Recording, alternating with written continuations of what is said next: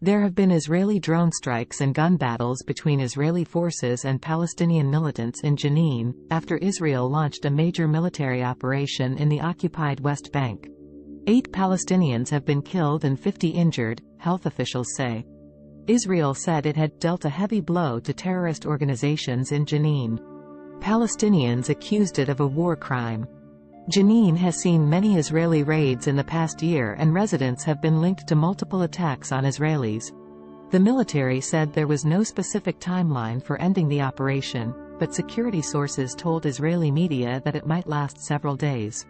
In 2002, during the Second Palestinian Intifada, Israeli forces launched a full-scale incursion in Jenin.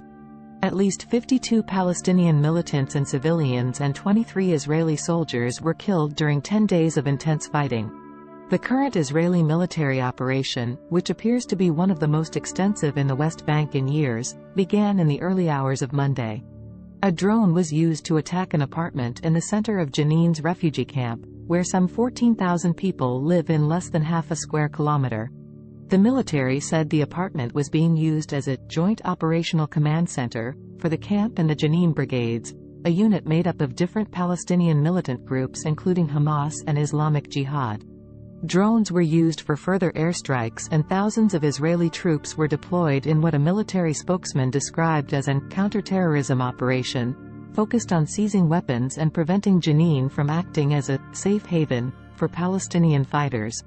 Amid intense gun battles between the troops and Palestinian militants, the Jenin brigade said, "We will fight the occupation Israeli forces until the last breath and bullet, and we work together and unified from all factions and military formations." Ahmed Zaki, a resident of the camp, told the BBC that columns of Israeli army vehicles penetrated the outskirts of the camp from several streets. Palestinian ambulance driver Khalid Al-Ahmad said, "What is going on in the refugee camp is real war. There were strikes from the sky targeting the camp.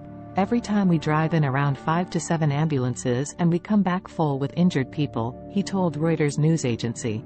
The main route heading north into Jenin would usually be teeming with traffic, but it is now extremely quiet. Along the road, we have passed piles of ashes from fires which were started by local Palestinians protesting against the Israeli military raid early this morning. We came across just a few municipal workers clearing away the remains of burnt tires. Shops and businesses across the city, home to some 50,000 people, are shuttered because of a general strike. Virtually nobody is on the street, and there are just the occasional squeals of ambulances and the loud hum of Israeli military drones, which is more familiar from conflicts I have reported on in the Gaza Strip. Large plumes of dark smoke can be seen rising ominously over Jenin refugee camp. We watch as a few Israeli military jeeps whiz by. Young Palestinian men hurl stones at them and are promptly fired at. Later, Israeli Defense Yoav Gallant declared that the operation was progressing as planned. "In the past few hours, we dealt a heavy blow to the terror organizations in Jenin and managed to record impressive operational achievements," he said. The Palestinian Health Ministry said 8 Palestinians had been killed by Israeli forces, including 3 in the overnight drone strike. It warned that the death toll might rise because 10 of the injured were in a critical condition. Another Palestinian was killed by Israeli fire during a related protest near the West Bank city of Ramallah, the ministry added. The Israeli military spokesman said its forces had neutralized 7 Palestinian terrorists in Jenin overnight.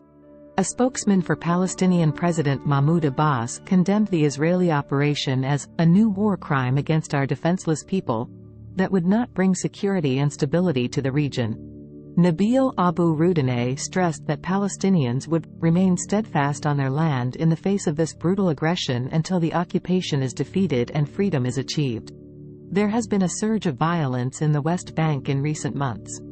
On the 20th of June, 7 Palestinians were killed during an Israeli raid in Jenin, which saw the military's first use of an attack helicopter in the West Bank in years.